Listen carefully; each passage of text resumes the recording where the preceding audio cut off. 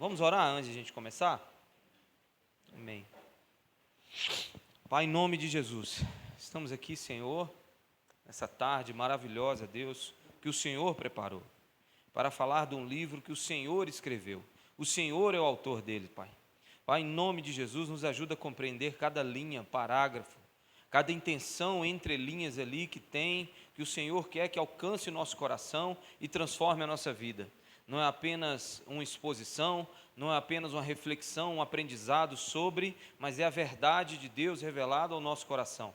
Obrigado por esse dia, nos ajuda em nome de Jesus. Amém, amém, amém, queridos. Irmãos, pode se assentar, nós vamos falar sobre o terceiro livro da Bíblia. Nós vamos falar sobre Levíticos. Júnior e o pastor Robson já trouxe Gênesis e Êxodo. E como a gente, seguindo uma linha, a gente começa falando de quem é o autor. O livro de Levíticos não fala diretamente, explicitamente quem é o autor, mas ele aponta, pela conexão que ele tem com Êxodo e Deuteronômio, ele aponta para Moisés também, o escritor de Levíticos. Não tem um versículo assim explícito. Os últimos capítulos mostram muito Moisés fazendo conotação da mesma aliança de Deuteronômio, é a mesma aliança de Levítico, e assim é saudável a gente poder interpretar e associar a Moisés como autor desse livro. Como eu disse, é o terceiro livro da Bíblia. Ele foi escrito, segundo eruditos evangélicos, há pouco mais de 1500 anos antes de Cristo, e o tema teológico dele central é a presença de Deus em meio ao povo de Israel. E para viver nessa presença de Deus, precisava de leis, uma vez que já tinha sido construído o tabernáculo. Se vocês vão lembrar que na SEB do livro de Êxodo, com o pastor Robson, ele explicou sobre a construção do tabernáculo. Foi uma ideia de Deus estar presente no meio do povo. Assim o povo de Deus se rebela contra Deus no Sinai, construindo, lá no livro de Êxodo, construindo um bezerro de ouro.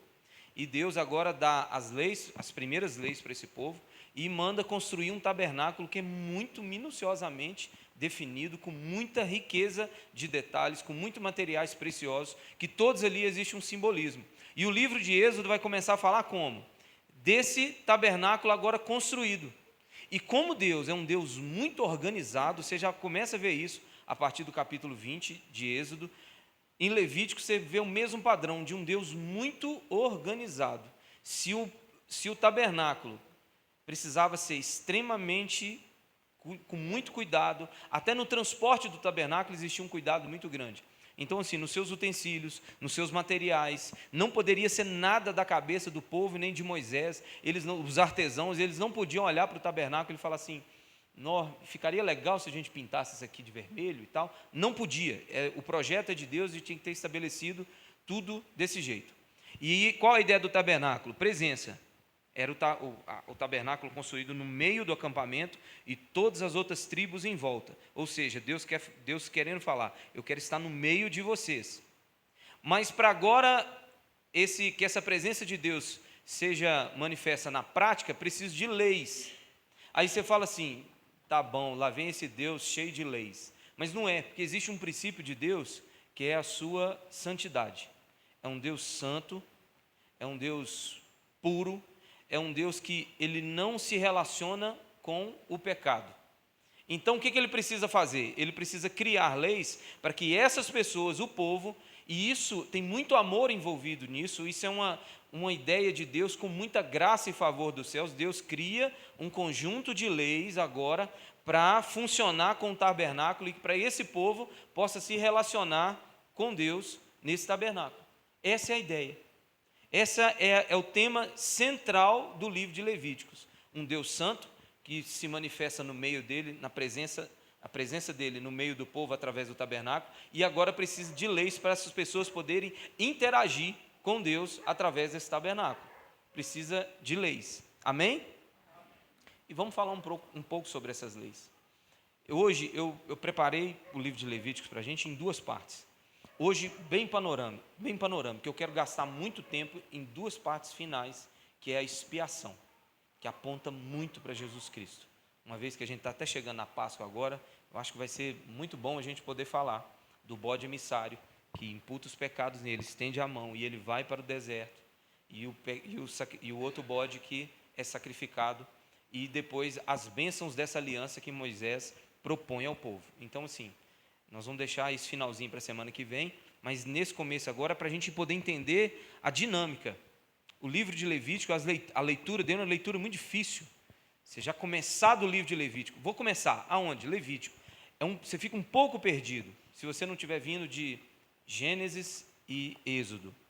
Então, para a gente fazer um panorama mesmo, a gente precisa entender que do capítulo 1 ao capítulo 7, começa as leis de Deus.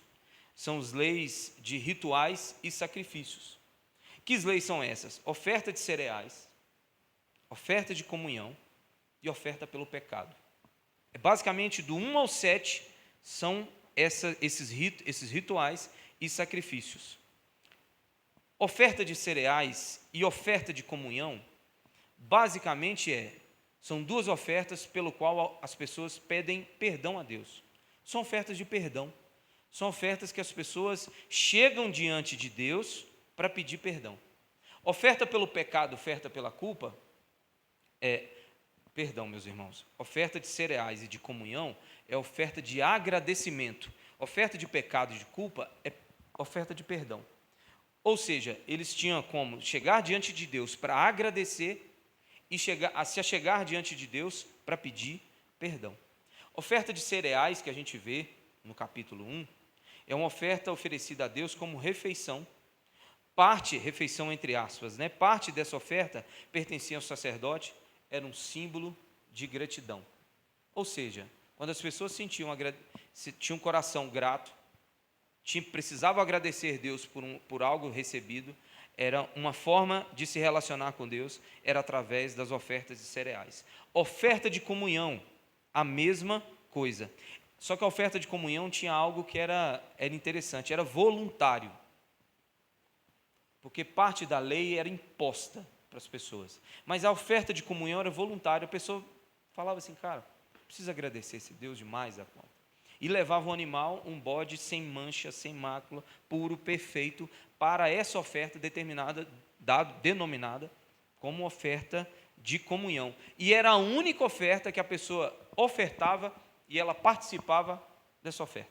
Meio que um piquenique, sabe? Como os sacerdotes. Chegava lá, levava o animal para os sacerdotes, ele sacrificava e ele poderia comer daquela comida também, daquela carne. Era oferta de comunhão. Amém? Amém. Oferta pelo pecado. Era uma oferta de consagração. Era uma oferta de pedido de perdão, de se consagrar diante de Deus. Oferta pela culpa. Uma oferta para o caso se alguém tivesse se tornado impuro. E esse impuro, sobre pureza, a gente vê muito isso no Novo Testamento, no período de Jesus. Os fariseus tinham muito cuidado com pureza e impureza, porque pureza e impureza era um estado que a pessoa tinha, o israelita, o judeu tinha. No Velho Testamento, esse estado ele era temporário, demorava de 1 semana a 2 semanas. Se ele encostasse, por exemplo, num cadáver, ele estava ali agora impuro, o estado dele era impuro. E ele, para se tornar agora puro, ele precisava oferecer uma oferta de culpa, ainda que ele não soubesse o que estava fazendo.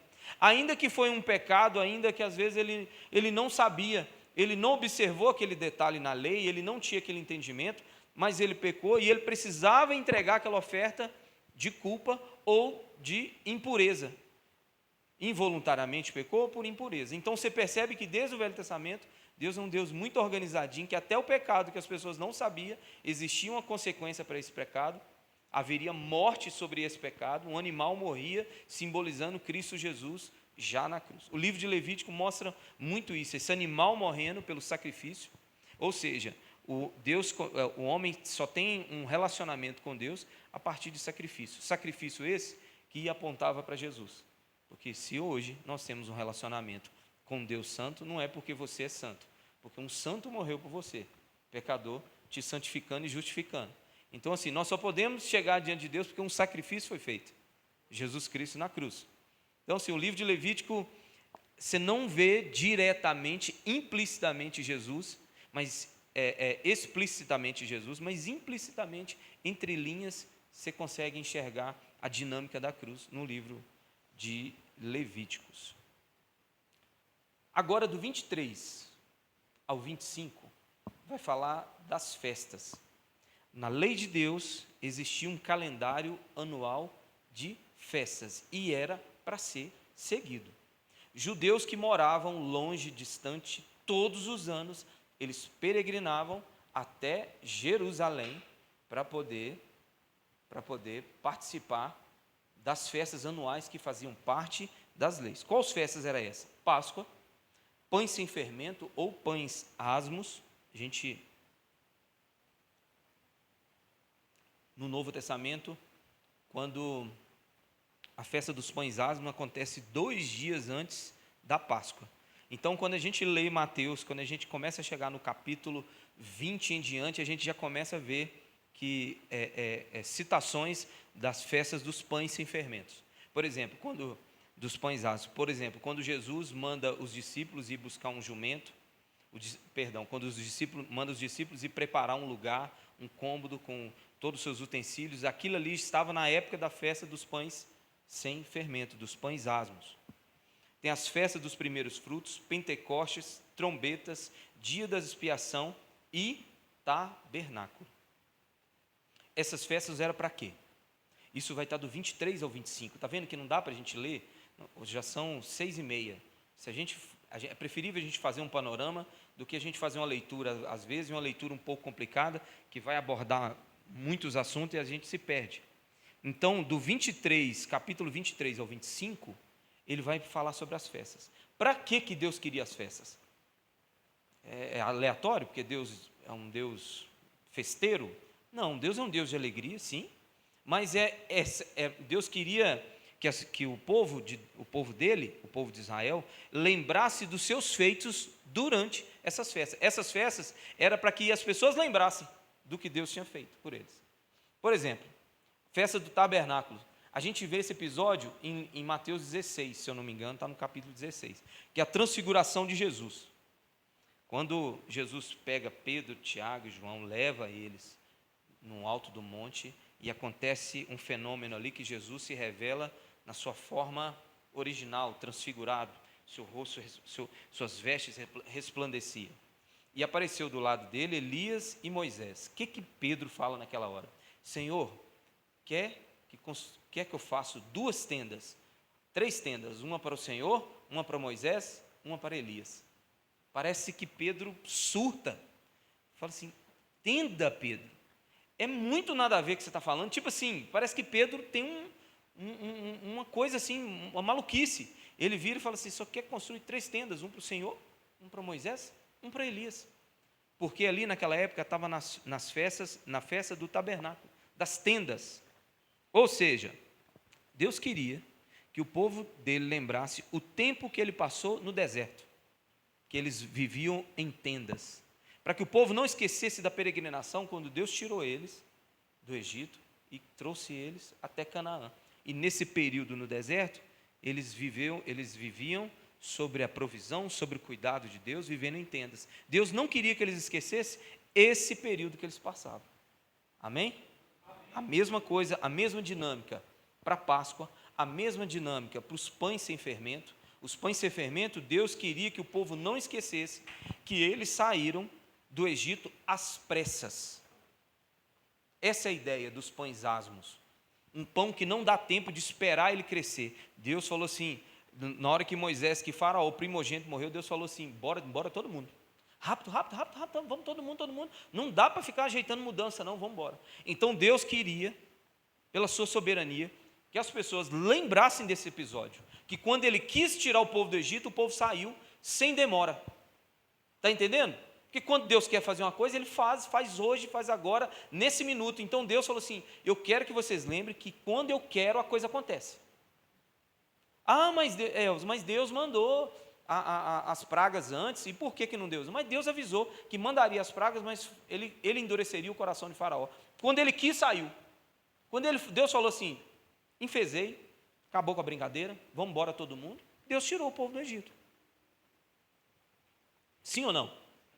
O Faraó, dá para comparar Faraó e Deus? Nada. Às vezes que o Faraó falou não, Deus já tinha avisado para Moisés, você vai lá pedir, mas eu vou endurecer o coração de Faraó, Faraó não vai deixar. Moisés, eu não sei para que eu vou lá, mas eu vou, tá bom.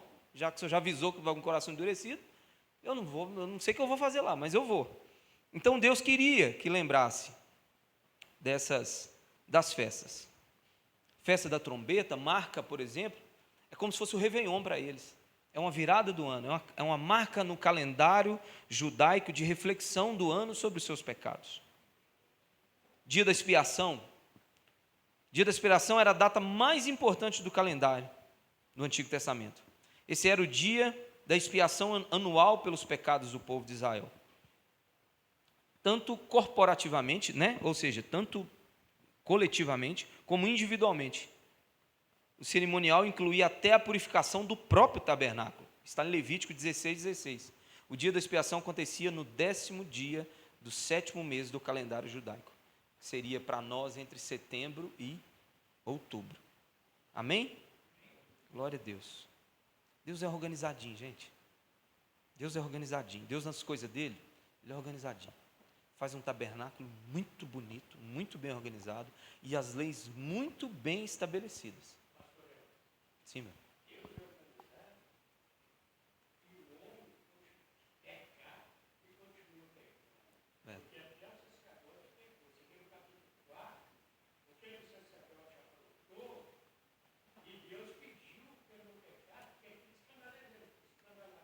Escandalizava. Sim, é.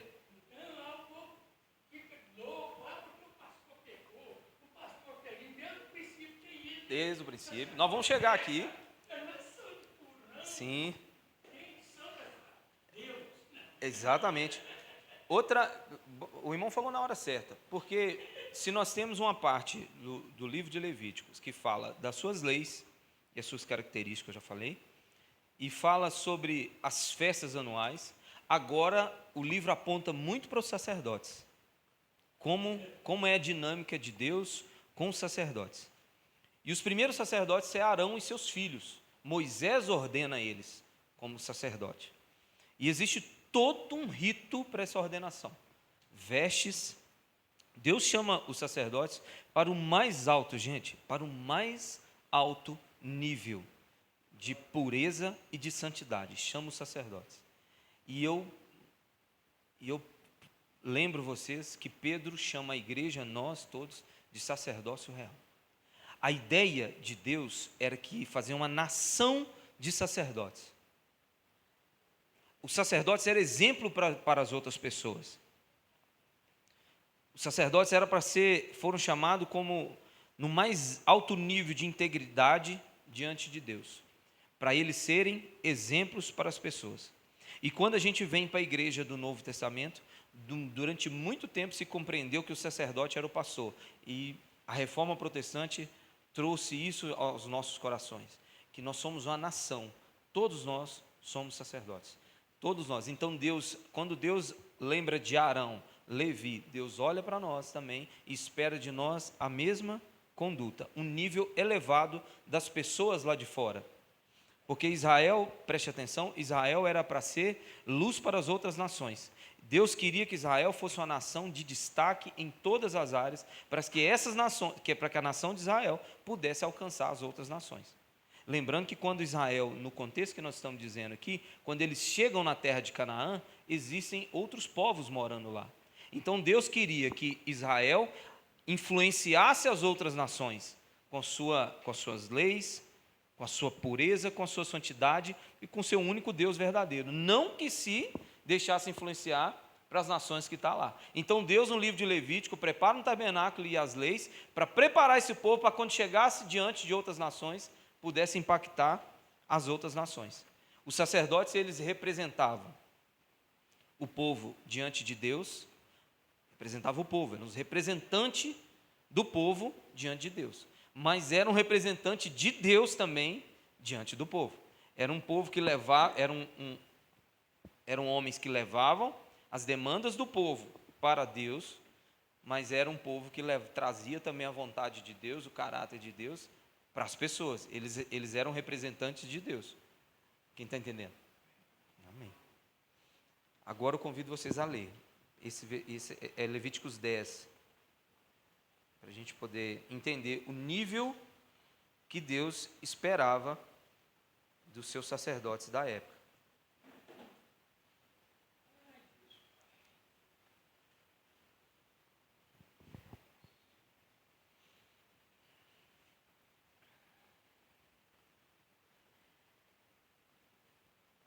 Nós vamos ler até o 2, tá?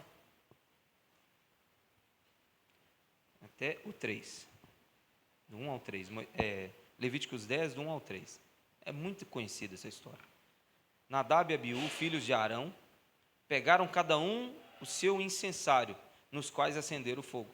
Acrescentaram incenso e trouxeram fogo profano perante o Senhor, sem que tivesse sido autorizados. Então saiu fogo da presença do Senhor e os consumiu. Morreram perante o Senhor.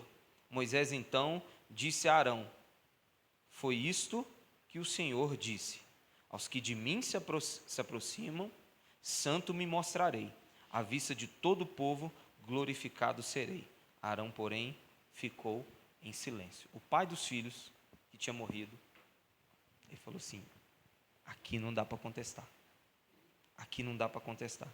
Eles foram chamados, eles não poderiam levar fogo estranho para o altar. Quem acende o fogo é Deus. Quem mantém o fogo aceso é Deus. Ninguém tem autorização para trazer outro fogo para o altar do Senhor, para o templo do Senhor. E assim eles fizeram. E o fogo consumiu na presença do Senhor. Então, era esse relacionamento. Um Deus muito organizado e para os que chamam para o trabalho na casa, um nível de rigor muito, mas muito, muito alto. Aí você fala assim: não, mas esse Deus, então, isso é um carrasco. Tá, um carrasco seria se diante da idolatria do povo de Israel, no Monte Sinai, construindo um bezerro de ouro, enquanto Moisés estava com as tábuas da lei na mão, ali naquele momento, então, Deus fala assim: então vamos acabar com isso aqui? Mas Deus fala assim: tá, então para viver diante de mim, eu vou estabelecer alguns critérios, algumas leis. Leis essa que apontava para Cristo Jesus. Leis essa que apontava para Cristo Jesus, e eu quero gastar mais tempo, isso na próxima. Agora, do 11 ao 15, do capítulo 11 ao capítulo 15, fala sobre a pureza que Israel deveria ter. Quando o israelita queria se aproximar de Deus, ele deveria de estar no estado, já falei isso, no estado de pureza ou limpo. Como se tornava impuro naquela época? Contato com fluidos corporais, se tocasse em alguma doença de pele, como lepra, tocasse em um cadáver, tocasse em fungo ou morfo, e comer certos tipos de animais. No Velho Testamento também a gente vê essa dinâmica com os porcos. Porcos eram animais impuros, que não poderia comer. Jesus, no Novo Testamento, Jesus ele elimina essa lei, quando ele diz para os fariseus e para os discípulos que o que contamina o homem não era o que ele comia, mas é o que saía da boca dele. Ou seja, Jesus traz o verdadeiro significado da pureza em questão da nossa boca. Em questão da nossa boca. Ou seja, Jesus diz assim: olha, o problema não é o que entra, mas é o que sai da sua boca. Então o homem se torna impuro não pelaquilo que come. O homem se torna impuro pelaquilo que o fala. Pelaquilo que fala. Então a gente precisa muito vigiar a nossa boca durante a nossa semana, para que a gente chegue no culto, a gente esteja com mãos e bocas limpas diante de Deus, com os olhos limpos diante de Deus. Jesus falou que um homem também se torna impuro pelos olhos. Se os seus olhos for mal, todo o seu corpo. Quão grande trevas é. Então, todas essas leis, apesar das dificuldades que a gente tem de poder associar todas as leis, né, Júnior?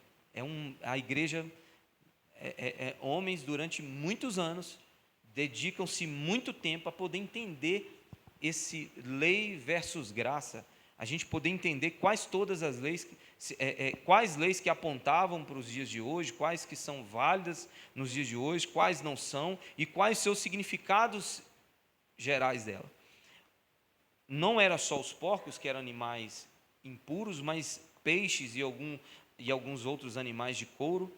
Há-se teorias de que tinha muito a ver também com proliferação de algumas doenças, de higiene, por exemplo, para não tocar em mofo, ou, por exemplo, quando alguém tocava num cadáver ou numa doença de pele, ele era retirado do arraiá, ele era afastado do povo. Parece um ato de crueldade, mas é para preservar. Era para preservar uma época que as questões sanitárias eram muito precárias, as questões sobre doenças, remédios que a gente tem hoje, toda a tecnologia que a gente tem hoje, não era disponível na época. Então, todas essas leis apontavam para santidade, pureza, mas também apontava para uma questão sanitária da época. A ideia principal de ser puro ou impuro você tocava em coisas mortas, que traz morte. Essa é a ideia teológica, mais concreta, que eram coisas que tocar em cadáver, doenças de pele, fluidos corporais, você estava tocando simbolicamente na morte, e não se relaciona com Deus, com morte, porque a essência de Deus é vida. Entende? A essência de Deus é vida. E assim essa dinâmica acontecia. Você se tornava impuro, oferecia um sacrifício e ficava afastado, por exemplo, se você tocasse em alguma doença, né? E você afastado até cumprir-se os dias e voltava diante do sacerdote, para o sacerdote poder confirmar aqueles dias, e você voltava. A gente vê o apóstolo Paulo fazendo isso com o pecado dentro da igreja em 1 Coríntios. Ele manda tirar um irmão de dentro da igreja e afastar da comunhão, porque ele diz que um pouco de fermento leveda toda a massa. Ou uma pessoa em pecado no meio poderia prejudicar todo mundo. Então, no Novo Testamento, a gente vê episódios como esse, de o apóstolo Paulo mandando expulsar uma pessoa da igreja que estava em pecado, deliberado e não queria se arrepender, né? Bem importante deixar grifado isso. Um homem que pecava, sentia orgulho desse pecado, não queria se arrepender. O apóstolo Paulo falou assim: já conversou, não resolveu? Afasta ele. Jesus também disse isso em Mateus 19. Caminhando para o final, do 18 ao 20, também trata sobre pureza e impureza, limpo ou não, mas é pureza moral, não cerimonial, mas moral. Não tem a ver mais com lavar as mãos, questões sanitárias, mas com moral. Ou seja, Israel não foi chamado para ser uma nação para dentro, mas ela foi chamada para ser uma nação, por exemplo, que cuidasse dos estrangeiros, sabia? Cuidasse dos estrangeiros que vivesse no meio deles. Israel foi convidada a viver um mais alto nível de integridade sexual, para você ter ideia. Um mais alto nível. Lembrando que as outras nações, meu irmão, era assim, Amsterdã, era liberado, era igual a Índia, não tem freio, todo mundo podia fazer o que quiser. Lembra quando Abraão viajou para uma terra distante, chegando lá, ele falou assim: se eu falar que a minha mulher, Sara, bonitona desse jeito, eles vão matar eu. Porque era assim, de muita promiscuidade. O que esperava esse povo aqui? Os cananeus, um povo extremamente promíscuo, a qual os seus cultos aos deuses dele era com práticas de orgia. Deus falou assim: meu povo não. Então, era por a mais pureza moral. Então, em Levíticos, que a gente vai ver no capítulo 19, todas aquelas coisas quando diz assim, é aberração diante do Senhor. A mulher, o filho com sua mãe, é aberração diante do Senhor. O filho se deitar com a mulher de seu pai, aberração. Com animais, aberração diante do Senhor. De mais pureza moral, sexual, de um alto nível de integridade sexual. Mais uma vez, era Deus preparando o seu povo para ser luz, vamos trazer para o Novo Testamento, ser luz e sal para as outras nações. Era para as outras nações reconhecerem um Deus verdadeiro através de Israel, pela sua obediência à aliança, que trazia bênção. Moisés já tinha dito isso, Moisés vai dizer isso em Deuteronômio: se tiveres cuidado de guardar as leis e os preceitos do Senhor, será bem-aventurado no campo, na cidade, tal, né? Promover a justiça, ou seja, honestidade sobre compromissos financeiros, sobre negócios, sobre comprar, sobre vender, sobre propriedade privada, respeitar muito propriedade privada. No tempo de Deus, quando Deus estabelece o tabernáculo, entrega as leis, entrega as suas leis para Moisés, e Moisés vai agora ser o legislador desse povo, não tinha MCT naquela época, não. Ninguém invadia terra de ninguém. Provérbios vai dizer que não se mexe nos marcos antigos estabelecidos. Então, assim, linhas, cercas, aqui é seu vizinho, é do seu vizinho. Os animais são deles, é deles, e não pode matar. Se um animal do seu vizinho morrer por causa de uma ação errada sua, você vai ter que restituir ele não sei quantas vezes mais. Então, o livro de Êxodo aponta do 18 ao 20 para esse cuidado com os estrangeiros, ter um alto nível de integridade nas suas relações sexuais e promover a justiça. Mais uma vez, frisando na integridade sexual, o cristianismo, a relação com Deus, eu não vou falar a única, porque são várias religiões no mundo, mas é algo muito restrito quanto às questões sexuais. É algo restrito nas questões assim, matrimônio e acabou. Na cabeça de Deus não existe outra forma de relação sexual a não ser no matrimônio, e ainda assim, dentro do matrimônio não está liberado tudo, existem muitas regras a seguir. Deu para a gente entender até aqui? Qual é a intenção? Eu não queria esgotar e nem ser exaustivo na questão das leituras do texto, que é uma leitura muito difícil,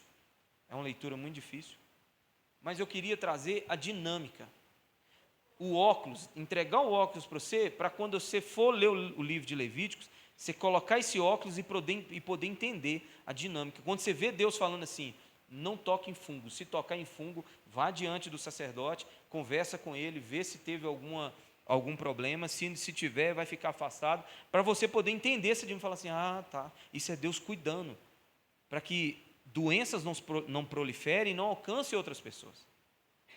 Está entendendo? E sobre no começo que a gente disse sobre os rituais e sacrifícios, aponta muito para a nossa realidade, da nossa aliança que a gente vive hoje. Um Deus que aceita perdão para aqueles que o pedir, perdão. Não esqueça que o perdão é para aquele que pede perdão. Quando o filho pródigo volta para casa, qual a primeira coisa que ele diz para o pai? Pequei, perdão, meu pai, pequei contra os céus e contra ti. Né? Então, assim, o livro de Levítico parece, a gente numa leitura, numa interpretação infantil, que acontece nos dias de hoje, parece que não tem proveito nenhum a leitura do livro de Levítico, parece que está no Novo Testamento, não se aplica à realidade nossa, mas muito pelo contrário, explica muitas coisas de Jesus pelas leis de Deus que ele deu para o seu povo no Antigo Testamento. Leis de pedido de perdão e leis de agradecimento. Para a gente chegar diante de Deus, o que Jesus ensina na oração do Pai Nosso? Agradecer. O que Jesus ensina na oração do Pai Nosso? Pedir perdão. Está vendo que está tudo interligado? É um coração só. O mesmo Deus não converteu. Eu adoro essa expressão. Deus não converteu no Novo Testamento. É o mesmo Deus, com o mesmo coração, com a mesma dinâmica, só que aqui era sombra de coisas vindouras. Tudo isso aqui apontava para uma nova realidade em Cristo Jesus. Mas leis apontavam para uma nova realidade em Cristo Jesus? Sim, as leis apontavam. O apóstolo Paulo diz que não estando sem lei, mas nós agora sobre a lei de Cristo Jesus. Pode.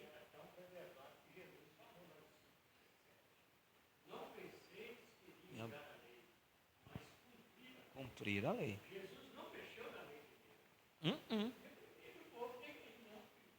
Jesus cumpriu a lei. Jesus, quando ele chega diante de João Batista, e João Batista fala assim: mas eu que vou te batizar? O senhor que deveria me batizar. Ele fala assim: para que se cumpra a lei, vamos, me batiza aqui. Imagina João Batista falando assim: cara, era dele a vida toda, eu adoro ele desde o ventre da minha mãe.